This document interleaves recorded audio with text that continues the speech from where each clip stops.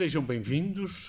Começou agora a conversa com a senhora professora, a Leonora Lima Torres, do Instituto de Educação, enquadrada, como foi dito previamente, sem gravação, no 50º aniversário da Universidade do Minho. Neste mês de março, a inícios do mês, começamos com o Instituto de Educação, uma das escolas importantes da Universidade. Não é das escolas fundadoras, mas isso aqui numa pequena nota e numa solicitação iremos fazer, pelo menos aquilo que se diz em linguagem académica, um resumé ou qualquer coisa assim à volta disto, do que foi quando começou o percurso que era a escola, que não era Instituto de Educação, e a sua professora irá explicar.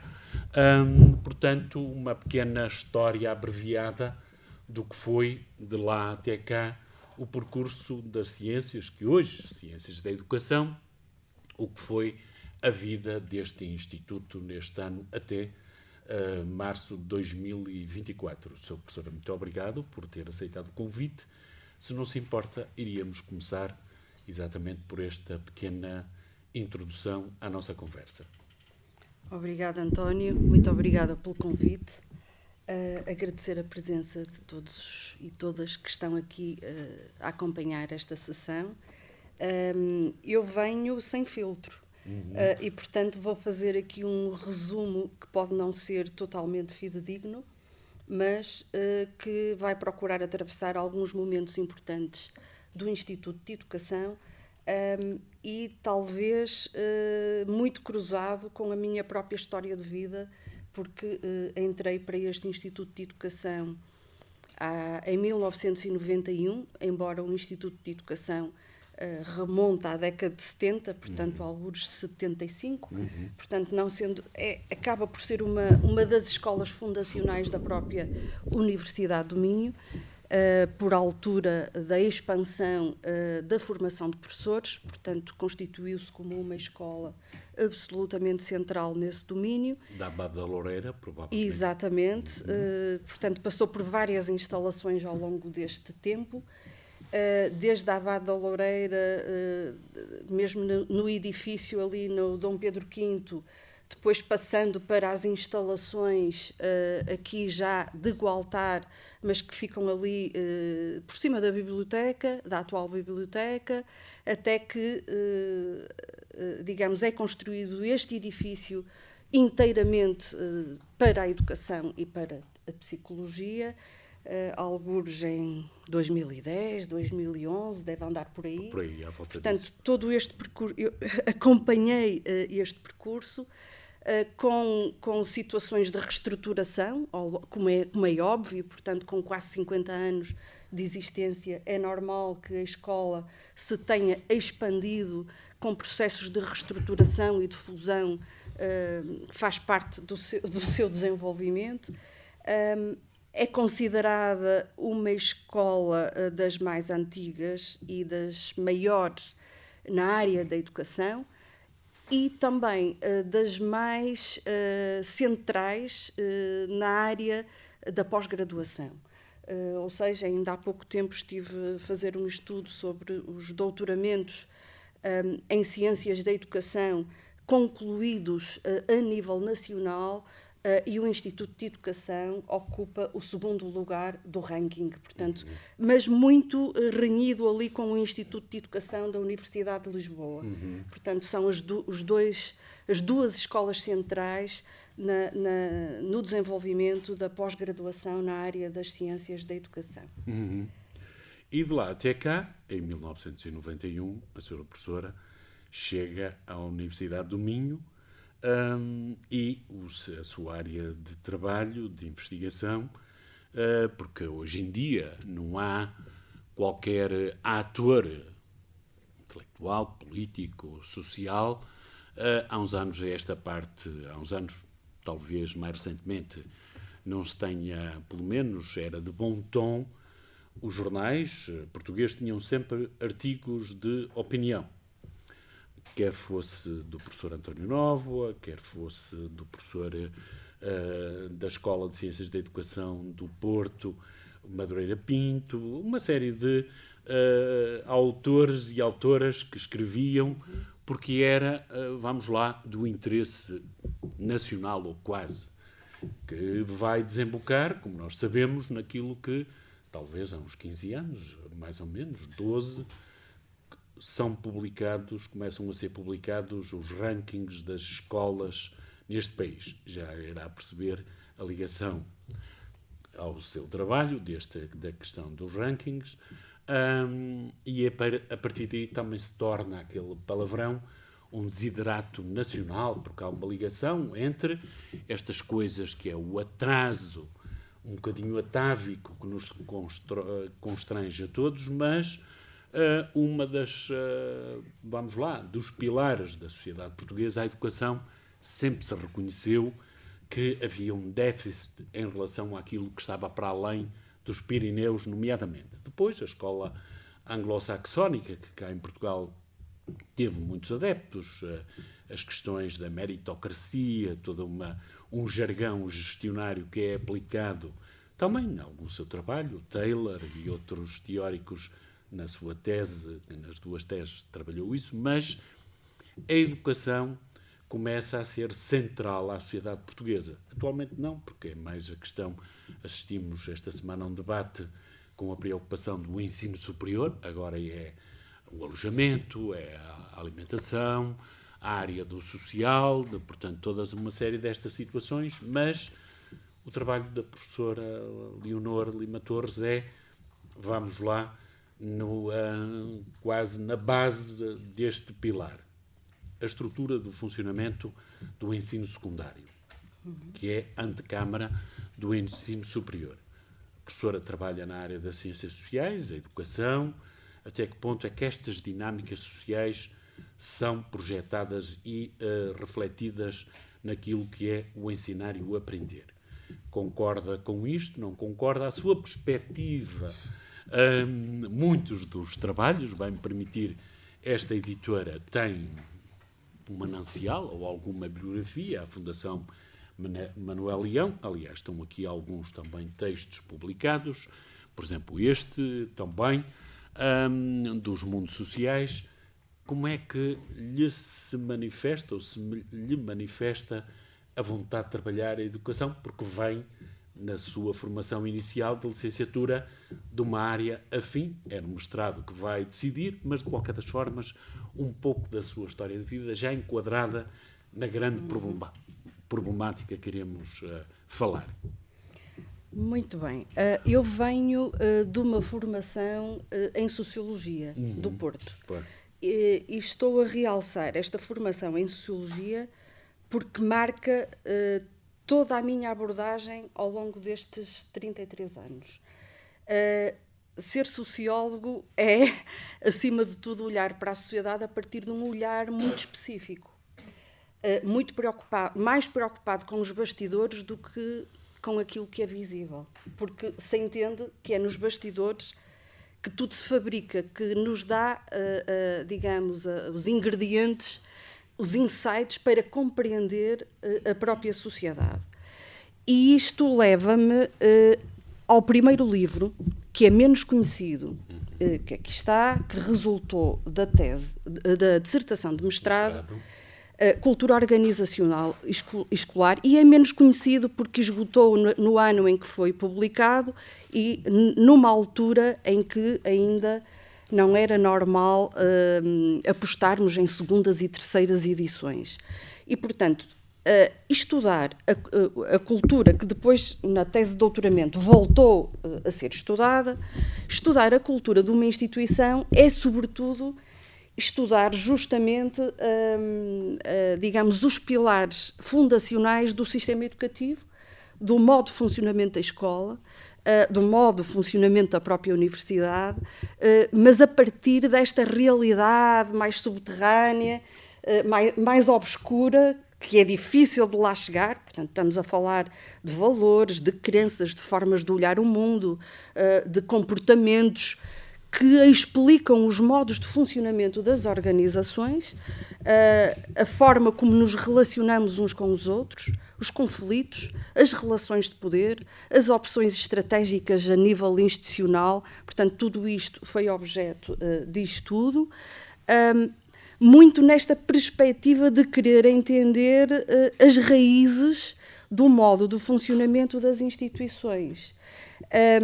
Este trabalho é assim, ao longo de um percurso deste, já com 3 décadas, é evidente que nós temos tempos distintos. Há o tempo da formação académica, portanto, das dissertações e das teses, e depois vem o tempo posterior, já vou entrar mais nestes livros, que é o tempo de amadurecimento, até intelectual, e de procura de explorar outras áreas que não tivemos oportunidade de explorar ao longo da dissertação e da tese.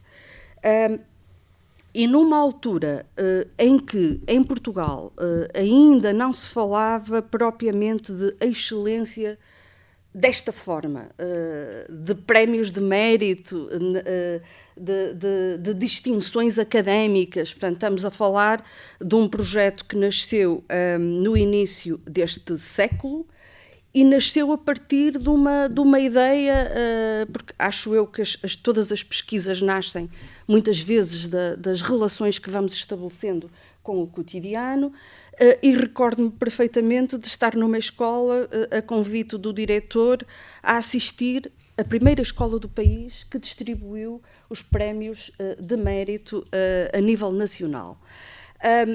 E numa cerimónia muito ritualizada e algo, como dizer, inovador à época, muito bem organizada do ponto de vista da gestão escolar, com a participação de toda a comunidade, pais, jornalistas, cineastas, porque a escola tem uma boa projeção a nível nacional, e começa esse cerimonial de entrega dos prémios aos melhores alunos. E foi um cerimonial, do ponto de vista sociológico, tão rico, que de imediato surgiu a ideia: eu quero investigar isto, eu quero perceber se o que está a acontecer aqui, ao vivo, acontece noutras escolas. Se reproduz, de alguma forma. Exatamente. Num processo mais ou menos mimético, se há algures neste país vão agarrar, ou isto passa para além da comunidade educativa, e depois os outros, à velha maneira do Bourdieu, vão reproduzir um pouco esta pequena fotografia do que será o mundo da escola ou o final de um percurso escolar, eventualmente. Sim, e nessa perspectiva começam-se a desenvolver trabalhos, ainda sem financiamento, a constituir equipas.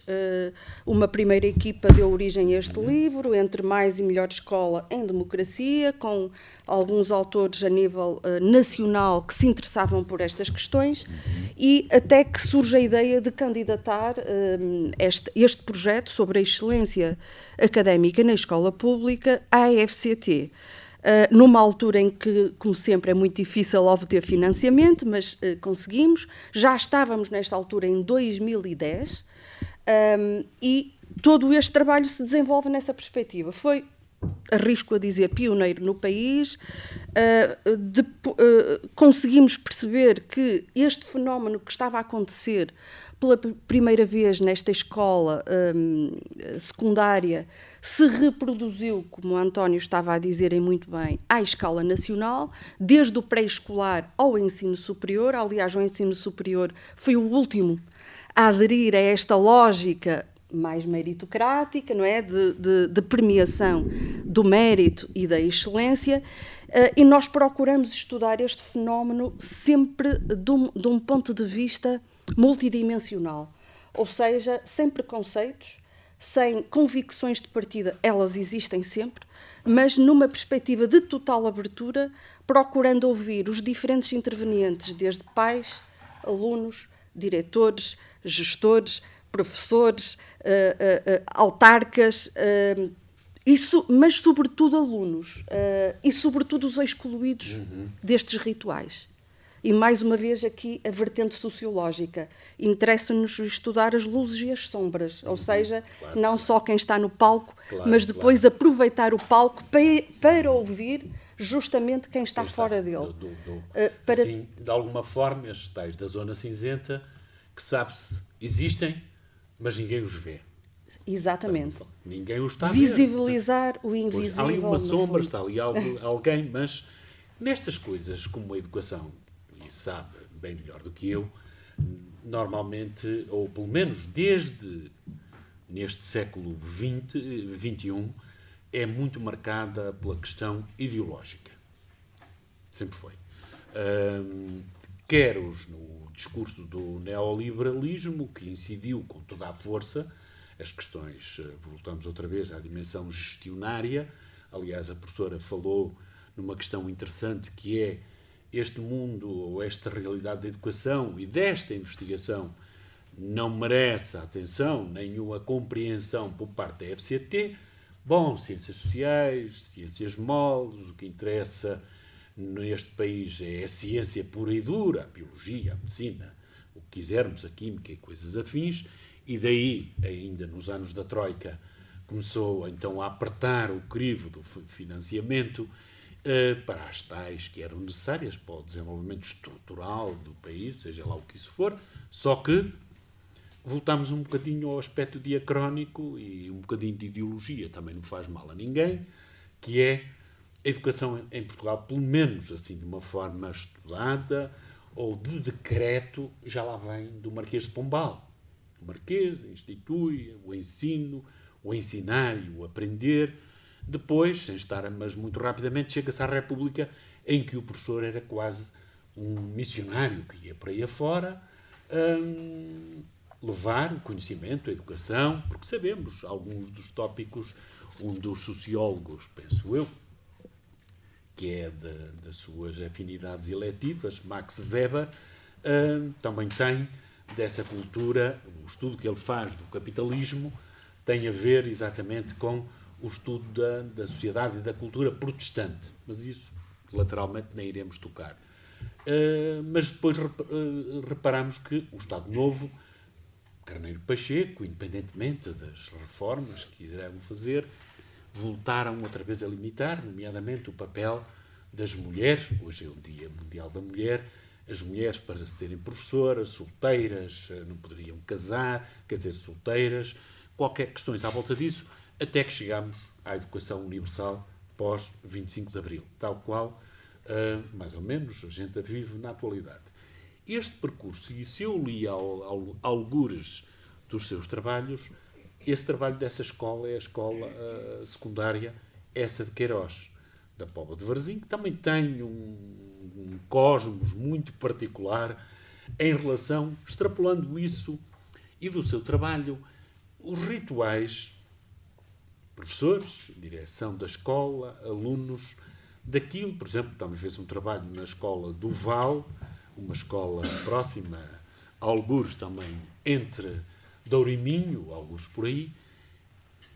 A forma de atuação desta gente, destas pessoas, há algum transvase de forma que os ligue, ou é um bocadinho a famosa autonomia, cada um governa-se com cada qual?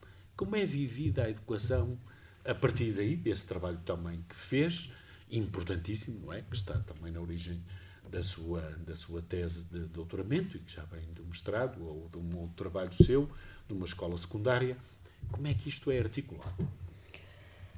Ora, e estes que estão cá a assistir, já agora, a servir-lhes de modelo de trabalho. Estes estudos mostram que, embora Portugal tenha um sistema de ensino altamente centralizado e cada vez mais centralizado, apesar de tudo, as escolas e os agrupamentos de escolas continuam com um grau relativo de autonomia. E é esta margem relativa de autonomia que lhes permite definir a sua missão estratégica. Portanto, eu não vou muito naquele discurso de que as escolas estão 100% subordinadas à administração central e que reproduzem integralmente as políticas educativas. Os nossos estudos mostram que não.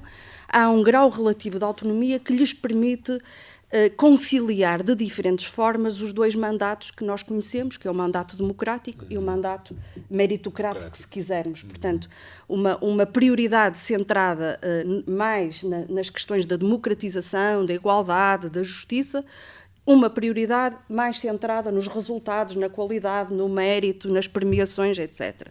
E cada escola e cada agrupamento procura fazer esta conciliação de uma forma muito original, de acordo com a sua própria cultura.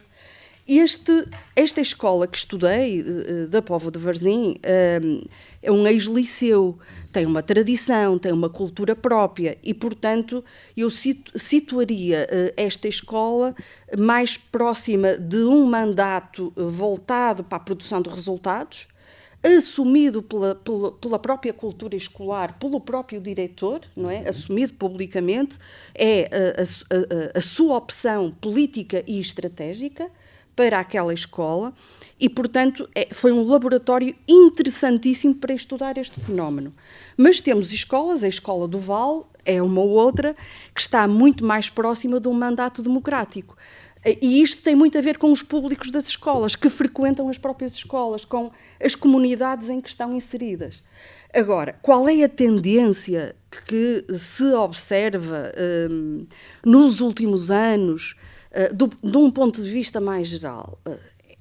Por influência, digamos, do paradigma das ideologias mais neoliberais, da nova gestão pública, nós vimos assistindo cada vez mais a uma aproximação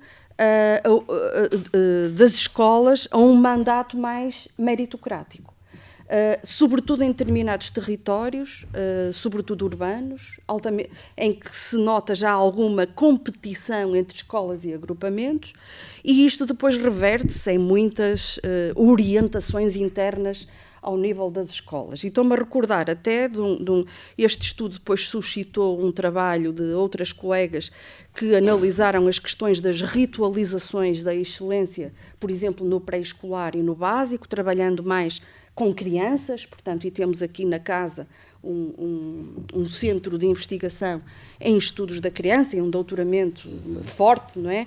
Fortes ambos. E este trabalho, e isto já está a chegar ao nível da infância, ou seja, a forma como se procura pensar a própria pedagogia, a própria gestão das turmas, e os agrupamentos tiveram aqui um papel central, porque a lógica do agrupamento, aquilo que os estudos nos dizem é que está algo invertida. O agrupamento foi constituído com uma ideia de promover uma articulação entre os vários ciclos e os vários níveis de ensino. Em muitos casos, o que está a acontecer é uma articulação vertical, de cima para baixo. Ou seja, uma secundarização, por exemplo, do básico e do pré-escolar. Claro. Com a réplica destes rituais que nasceram no secundário, já estão a invadir, a expandir-se no pré-escolar e no básico. E há muito, a própria, temos aqui, estou a olhar para o Luano, porque está a fazer um estágio científico avançado comigo, que está a estudar as questões da plataformização, portanto, da digitalização das organizações e os impactos que isto também tem desse ponto de vista, não é? Porque acelera tudo, acelera a gestão, acelera a prestação de contas, acelera a forma como nós trabalhamos, como nós interagimos uns com os outros, ou seja, estamos aqui perante um paradigma muito mais próximo do gestionário, que atropela por vezes e enfraquece a democratização das organizações, incluindo do ensino superior. Portanto, eu diria que é um movimento com tentáculos que, às vezes invisíveis, mais uma vez, que nós estamos enredados neles. E às 2x3 olhamos, epá, isto está muito diferente. Já falamos muito menos uns com os outros, o face-to-face está reduzido ao mínimo, estamos nos nossos gabinetes, se calhar a mandar uma mensagem para o colega que está no gabinete em frente, já as nossas preparações de aulas são em frente a uma plataforma, porque temos que alimentá-la sucessivamente, claro. E isto transforma a nossa própria maneira de ver o mundo, a nossa pedagogia, tudo. E isto tem conexões claramente com a nova gestão pública, com todos estes valores mais ligados à eficácia, à prestação de contas no imediato. Aliás, a professora tem uma manobra, e pelo menos explana muito bem aquela questão que muitas vezes é assim um bocadinho dúbia, ou as pessoas ficam assim, mas uma coisa não é outra, ou uma é a noite e o dia do mundo escolar, que é a eficácia e a eficiência. Desses seus trabalhos, que eu considero, vale o que vale, pioneiros, a organização, como tem esse livro, a cultura organizacional, acabou por receber, independentemente nós percebermos agora assim um bocadinho em perspectiva, dá a sensação de que o ensino público foi o primeiro, talvez, em Porcoso, que é normal, porque vem da 5 de outubro, é assim que passa a ser, mas depois a escola pública, para simplificar, de alguma forma andou um pouco quase como a tartaruga, devagar para ver. E é o ensino privado, com as várias ideologias, à volta, teóricos, que não vale a pena citar nomes, a começar por um ministro da Educação, muito famoso neste país, que acelerou realmente interiorizou esta dinâmica, e depois a sensação de quem está de fora, como eu, por exemplo, é que a escola pública, a bem ou a contragosto, lá teve que também caminhar na mesma cadência, ou pelo menos tentar acompanhar um bocadinho isto. Isto a propósito da professora ter dito que os rituais hoje em dia, a tal inversão da tal pirâmide, já contempla até os mais pequeninos que não percebem nada do que lhes está ali a acontecer. As pessoas, e dá a sensação que são os professores, são os diretores e são os próprios pais que assumem toda esta ritualidade à volta da escola. E esta perversão que depois, na cultura organizacional, vai obrigar os diretores de agrupamento, porque a ideia do agrupamento era um bocadinho esta, funcionar em articulação, numa dinâmica mais ou menos harmoniosa entre todos as escolas que compõem o agrupamento.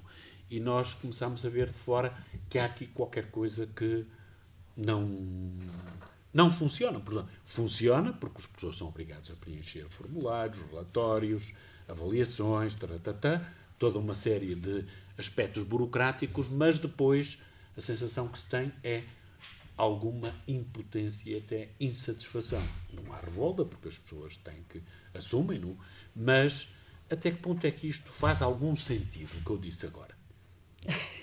É uma questão complexa, António, porque os agrupamentos... eu tenho com o professor Licínio de Lima um trabalho só sobre os agrupamentos, não está aqui, também não é em livro, é num artigo científico, mas que mostra, e foi um trabalho difícil de fazer, mostra que os agrupamentos em Portugal, do nosso ponto de vista, é considerada uma das reformas mais importantes do sistema educativo, que passou completamente naturalizada. Completamente. Portanto, ela foi progredindo às 2x3. Ninguém refletiu, ninguém pensou, ninguém questionou. Houve contestações regionais contra os agrupamentos que foram impostos de cima para baixo. Houve, efetivamente, movimentação. Mas foram simultâneas, foram sincrónicas, com greves que estavam a acontecer, não é? E, portanto, ficou em segundo plano. A tal zona cinzenta. Quando nos apercebemos, temos toda a nossa rede escolar completamente alterada, temos neste momento 713 agrupamentos e apenas 95 escolas não agrupadas, portanto isto foi uma revolução, como nós dizemos, brutal, absolutamente brutal, que reduziu drasticamente as direções de escolas, Mas teve um efeito que é ainda muito pouco estudado, e eu tenho até dado muito esta ideia para que os estudantes estudem isto efetivamente, que é a organização mudou. Portanto, aquilo que nós tínhamos um diretor voltado para a lógica do estabelecimento, portanto, um estabelecimento escolar, um diretor ou um conselho executivo, e passamos a ter um diretor para um conjunto de organizações que estão fundidas, não é? Ou seja, gerir neste momento um agrupamento, temos agrupamentos em Portugal com 30 estabelecimentos. Portanto, isto é uma macro-organização extremamente complexo do ponto de vista da gestão, porque temos estabelecimentos vários, muitos deles, para que o diretor o consiga visitar, tem que atravessar montanhas, e é muito difícil, pode demorar um dia inteiro para chegar ao outro lado, para visitar a escola que dirige. Portanto, eu acho que as pessoas não têm bem esta noção, com todos os níveis de ensino lá dentro, com uma oferta educativa muito complexa, e tudo isto gerido por um diretor. Pois. Ou seja, expandiu-se a organização e unificou-se, personalizou-se a própria direção. E isto de facto, tem efeitos. E o que é pior, se calhar, para quem está de fora, é que a direção destas realidades educativas quase que funciona em redoma ou numa torre de marfim.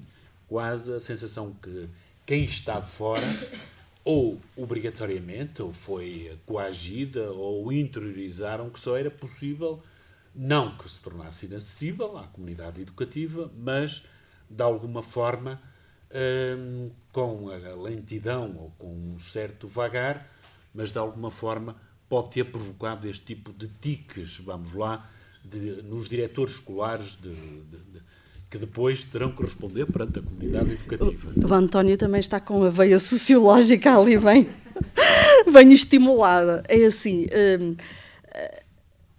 num trabalho que desenvolvi com o professor Almerindo Afonso, penso que terá sido também seu professor, nós lançamos uma pista num capítulo do livro, acho eu, justamente neste sentido.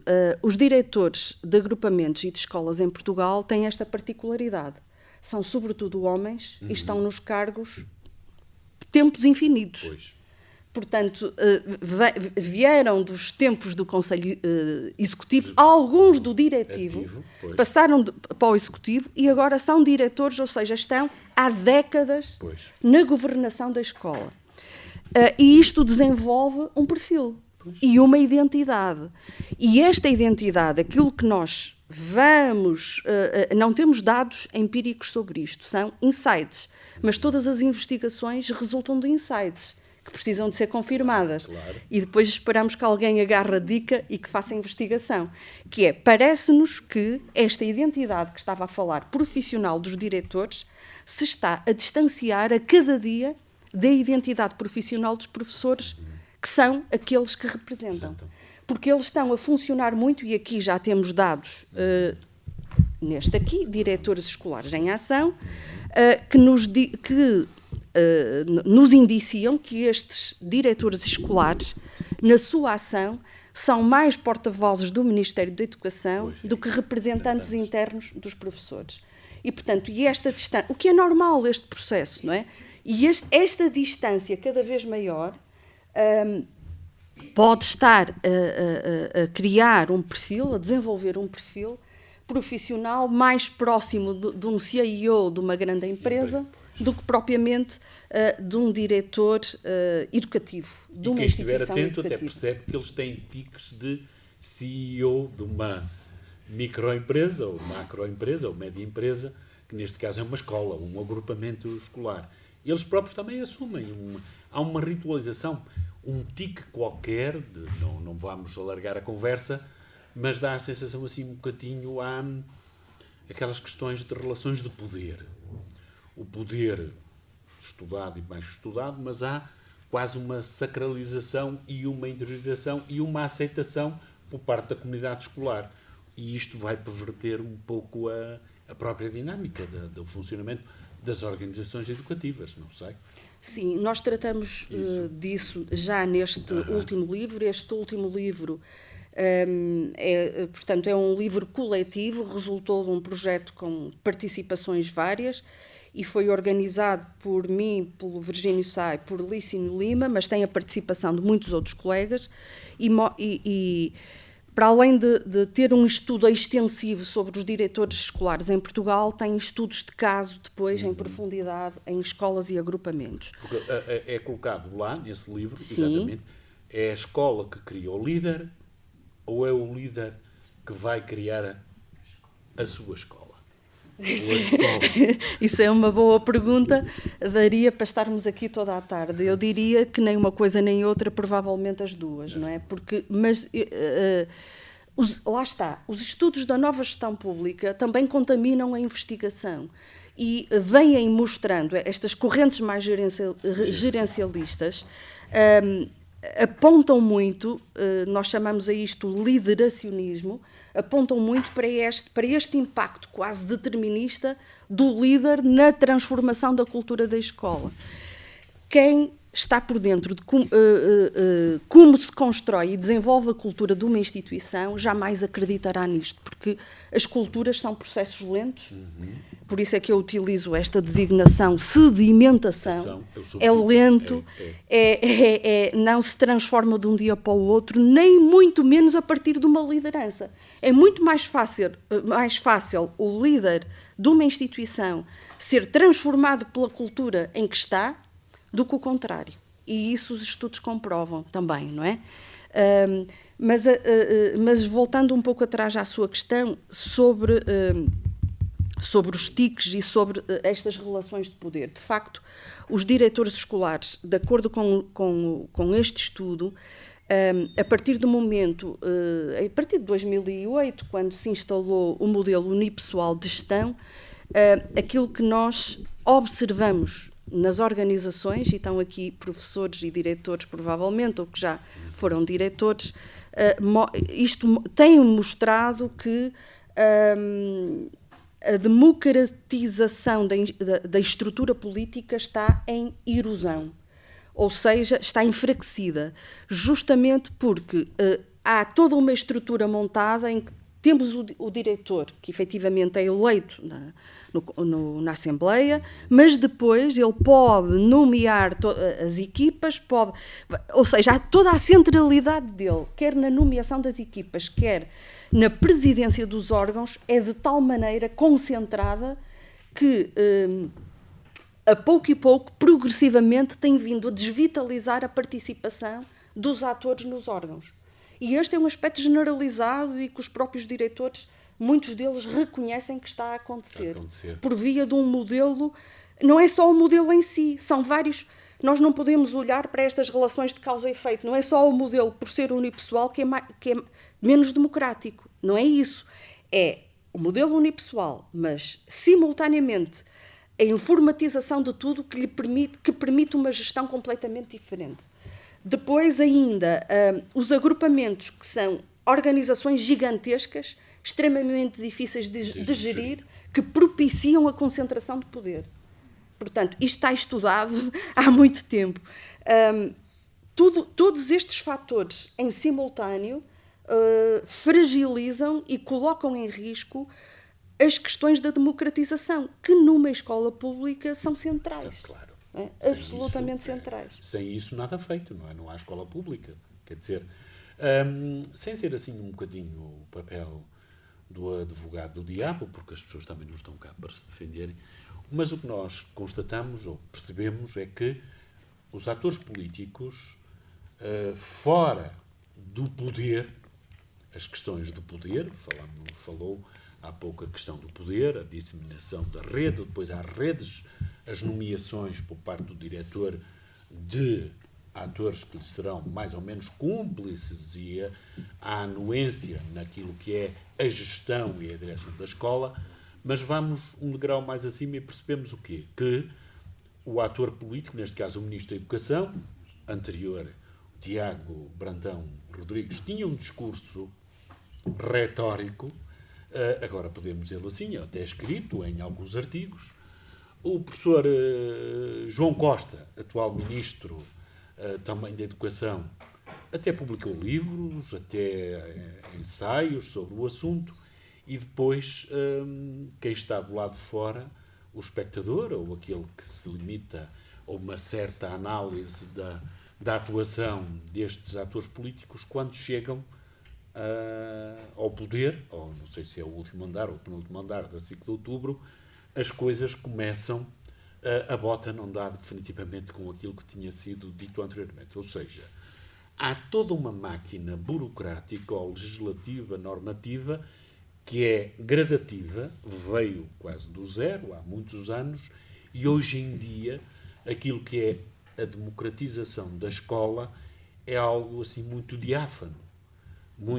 Há uma erosão constante em função dos anos que vão passando, que me faz, talvez aqui, o tal papel do advogado do diabo, que é, ou pelo menos ser assim um bocadinho cínico, que é a questão, o diretor de agrupamento de escola, portanto, que está nas funções, assume, um bocadinho à maneira de Bourdieu, um hábito de atuação, ou pelo menos o poder simbólico, de que lhe autoriza e autonomiza, quase de uma forma discricionária, a ter a gestão do agrupamento e das escolas. Há esta sensação, porque depois nós vemos isto acontece nesta direção e aquilo que é, por exemplo, o papel dos professores acontece nesta banalização da importância do professor, do docente na própria escola, na dinâmica. Se estivermos com alguma distância, percebemos que se calhar os professores serão o terceiro elemento importante dentro de uma escola. A direção, os alunos é por coisa, e depois os professores, olha, bem ou melhor ou pior, vai andando que logo se verá. É um bocadinho, serei porta-voz de alguma análise correta ou incorreta à escola e às organizações educativas, porque a professora chamou-e bem, neste subtítulo diz aqui, subtítulo Sedimentos Culturais e Processos de Construção do Simbólico numa Escola Secundária, que depois, isto foi há muitos anos, mas de lá até cá há esta evolução da minha leitura. Até que ponto é que convirá? Ora, as generalizações em educação são muito perigosas e eu não queria de forma alguma que saísse daqui a mensagem de que esta erosão democrática acontece em todas as escolas. São tendências e há situações de exceção, e felizmente muitas, e todos nós conhecemos escolas com experiências participativas altamente mobilizadoras, democráticas, que são absolutamente exemplares. Mas há, por outro lado, indicadores, e nós, se calhar, às vezes, por defeito profissional, centramos-nos muito nos aspectos negativos. Também é muito com esta missão de permitir melhorar as situações. Há sinais de alguma desvitalização da participação dos professores e dos alunos, mas isto tem também muito a ver, nós não podemos olhar para a escola como um espaço isolado, um laboratório impermeável à sociedade. A própria sociedade, as tendências sociais a que assistimos e que estão mais do que diagnosticadas a nível internacional, têm apontado para uma crescente individualização das nossas vidas. Individualização com processos crescentes de competição e emulação entre nós. Portanto, é evidente que as escolas são constituídas, são microsociedades, estão constituídas por alunos, por famílias, por professores e, portanto, reproduzem também estas lógicas mais societais. E por isso, torna toda esta leitura um pouco mais difícil. E a própria responsabilidade que é colocada à escola é de transformar, sendo sobretudo uma escola pública com uma missão democrática humanista, tem que transformar estas tendências mais para a individualização em práticas participativas, democráticas, etc. Falava nos professores e nos alunos. Eu até vou optar por falar mais nos alunos, porque são sempre os invisíveis. Quem não tem voz no sistema são eternamente aqueles que menos participam nas escolas para além da sala de aula. E continuamos a ter muito poucos estudos sociológicos e organizacionais centrados nos próprios alunos, e que são aqueles que nos dizem as coisas mais interessantes quando nos dispomos a ouvi-los.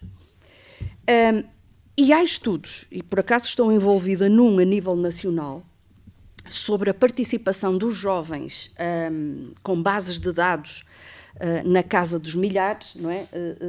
Que é um inquérito da DGEC, o famoso OTS, portanto, um observatório que é alimentado com inquéritos. Estou a falar num inquérito com uma amostra de 230 mil jovens do ensino base, à saída do ensino básico, em que lhes é perguntado, entre muitas outras coisas, como é que é a participação deles dentro e fora do contexto escolar. E ninguém tem atribuído importância a isto. E, como nós sabemos, a educação para a democracia não se faz só com leituras, com aulas de cidadania e com teoria, com desenvolvimento de teoria. Sabemos nós que a democratização, a construção da cidadania democrática, sobretudo se consegue a partir da experienciação, de vivências, da participação ativa dos jovens, idealmente em todas as esferas, mas idealmente na escola. Depois vai projetar na causa pública, na res pública, não é? Quer dizer, se não é assim, depois ninguém se pode queixar da tal consciência cívica, não é? Que é necessário. Mas o interessante deste estudo é que mostra que a participação dos jovens nas escolas e fora das escolas é absolutamente residual. Em tudo, desde nos órgãos, nos clubes, nos projetos, nas iniciativas para além da sala de aula, são absolutamente residuais, e fora da escola também. Mas depois, se formos ver aquela elite, chamamos-lhe elite porque é um nichozinho de jovens que participa mais, quer dentro que fora da escola, quem são? São justamente os estudantes das classes mais favorecidas, o que é interessantíssimo e que tem uma relação direta com os resultados escolares, como comprovamos aqui. Pois é, isso que Ou seja, os jovens mais participativos, mais ativos em várias atividades, quer dentro que fora da escola, são, seja na música, seja no desporto, seja nas línguas, seja nos lazeres e tempos livres, nas associações, nos partidos, na religião, na política, dentro e fora da escola, porque depois também há uma relação, quem participa mais dentro também participa mais fora, são justamente aqueles que têm resultados mais elevados e que nos dizem, e isto em entrevistas, uma coisa interessantíssima do meu ponto de vista, que estamos a explorar ainda esta dica deles, que é quando nós perguntamos, então o que é que para vocês é mais importante para conseguir ter um 19 ou um 20? E eles dizem-nos assim, é a gestão do tempo, é a auto-organização. E a seguir dizem assim, mas ninguém nos ensina isto nas escolas. Em casa. Não há, nem nos clubes, em lado nenhum. Isto não faz parte da pedagogia explícita do ensino básico e secundário. Somos nós que temos que aprender. E como é que aprendemos? Quando estamos em muitas atividades ao mesmo tempo, somos mesmo obrigados a uma auto-aprendizagem que é absolutamente central para a disciplina que depois vão ter.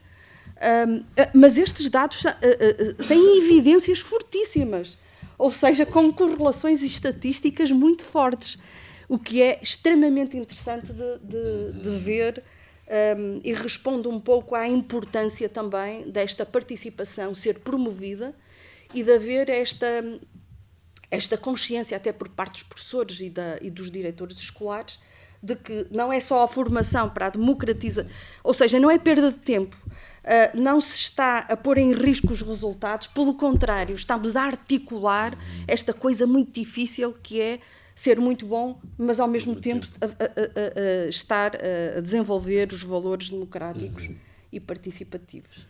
Estamos a chegar, com muita pena, ao final da nossa conversa, pelo menos aquilo que irá ficar gravado.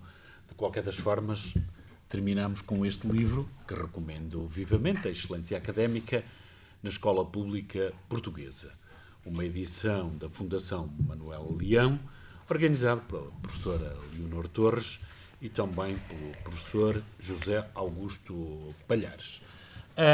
Para dizer o quê?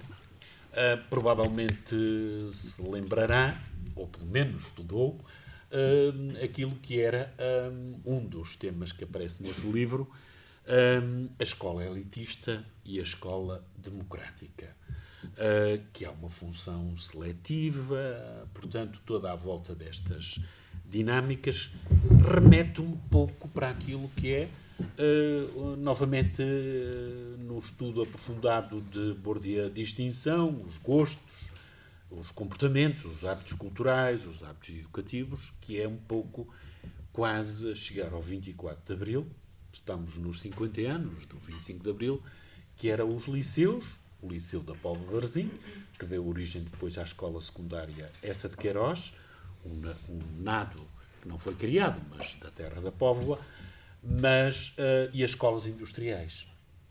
Os filhos da pequena burguesia iam aprender uma profissão técnica, prática, para desenrascar. E já era um bocadinho o elevador social. As classes mais média, alta burguesia e até aristócrata iam para o liceu, porque tinham rituais e comportamentos. Nesse seu livro, A Missão da Escola, até que ponto é que, por perversão, ou pelo menos por quase aceleração dos ritmos ou de aproveitamento escolar, aquilo que são os incentivos familiares, sociais, o tal brilho e a pátina social das escolas mais raffiné e, de alguma forma, elitistas, obriga também quase a fazer um salto diacrónico para os anos 70, ou algo assim parecido. Até que ponto é que isto é replicado em 2024? Ou neste estudo que fez aí nesse livro? A leitura que eu tenho deste fenómeno é que neste momento é muito mais complexa do que, obviamente, ou seja, nós agora temos camadas e uma estratificação muito mais complexa da sociedade. Quando falamos em sistema público, ele próprio está estratificado. Dentro do público nós temos ilhas da elite. Basta olhar para Braga. Que todos conhecemos. Não é preciso ir mais longe. Exatamente. Não é preciso ir muito longe. Os 3 agrupamentos de Braga,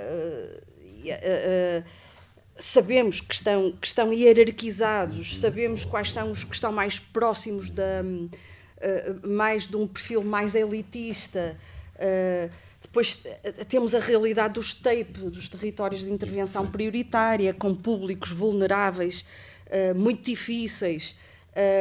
Temos as escolas não agrupadas, portanto, há aqui claramente uma hierarquização e as escolas competem pelos melhores públicos. Nós temos algumas escolas, agora já nem tanto com os agrupamentos, mas tínhamos escolas secundárias que selecionavam, e algumas selecionam ainda, os seus públicos do básico em função das classificações, justamente para manter este status da elite. Mas depois temos, para além disto, ou seja, os territórios TAPE seriam o equivalente às escolas industriais, se bem que depois temos as escolas profissionais, muitas do foro privado, mas depois nasceu em Portugal todo um conjunto de escolas privadas de diferente tipologia, que também estão aqui, que vem complexificar esta realidade, não é? Nós temos desde escolas privadas subsidiadas pelo Estado, até escolas mais do foro religioso, de inspiração religiosa, temos escolas internacionais. Em Lisboa, esta realidade explodiu com as questões das migrações e com o número de estrangeiros de classe média e alta que formam uma nova aristocracia em algumas cidades, que levou à criação das escolas internacionais altamente elitizadas, não é? E, portanto, há aqui toda uma estratificação e hierarquização que, do meu ponto de vista, é incomparável com a década de 70, não é? Claro. E isto torna a realidade educativa muito mais interessante de estudar e os estudos comparativos é aqui... dinâmica e é dialética, quase. Sim, de alguma forma. Exatamente. Mas não sei se é para terminar, António, eu só gostaria aqui de uma observação que me parece que não pode passar em branco e que tem a ver com esta temática. E é quase, digamos assim, uma das ilações que nós retiramos destes estudos e que eu acho que é importante para professores, gestores e, sobretudo, para as famílias, para os pais, é de que todo este culto da meritocracia, das premiações, do querer ser o melhor, nós utilizamos aqui neste livro esta montanha, uma espécie de montanha, porque utilizamos a metáfora do escalando o pódio, o chegar lá acima, o chegar ao pódio, na nossa perspectiva, nós estudamos esta subida. E os fatores que levam a esta subida, que condicionam esta subida. Não se estudou o cimo da montanha, não é? Mas depois tive um doutorando que estava neste projeto que se entusiasmou com isto e um dia eu disse-lhe, olha, vamos estudar a descida. A descida. Porque eu acho que vai ser aos trambolhões. Pois sim. Prometeu. Sabemos que no alpinismo a descida é muito mais fatal do que a subida. É perigosíssimo. E ele então acompanhou estes estudantes da excelência no ensino superior. Eu estou a falar do Germano Borges, que hoje não pôde estar cá, e aquilo que encontrou foram situações preocupantes. Ou seja, estes estudantes de elite que entram no ensino superior, ao contrário do que nós possamos imaginar, têm percursos completamente labirínticos, não lineares, no superior. Em sobressalto, quase. Sim, sobressalto. com muitas desistências. Estamos a falar nos cursos de elite, com muitos problemas até de saúde mental e sobretudo e de esgotamentos de toda a ordem. E são muitos, não é? E é uma realidade pouco estudada ainda e que também fica aqui mais um insight para investigações futuras, e isto pode nos levar a pensar, nós responsáveis pela educação dos jovens, das crianças e dos jovens, se esta radicalização ou se esta sobrevalorização dos melhores se não está a criar aqui um paradigma que no futuro, não é, que nos anos seguintes os coloca em situação de risco. Eu gostaria de deixar isto muito claro, porque me parece absolutamente central e é uma obrigação de quem investiga de lançar aqui algumas pistas para melhorar e para refletirmos todos juntos sobre o que é melhor para uma educação mais justa, mais democrática, mais humanista e também mais compatível com a saúde mental de todos nós. O bem-estar. Exatamente. Quero agradecer a simpatia e a atenção a vocês que estão aí desse lado e principalmente à sua professora. Eu é que agradeço. Agradeço muito esta conversa enquadrada nas comemorações do aniversário da Universidade, 50º. Ficaram pistas, eventualmente levantaram-se pelo menos algumas orientações ou direções para aquilo que é a educação. Lhe garanto que nada será deixado por entrar nas ondas hertzianas da rádio e depois também na gravação.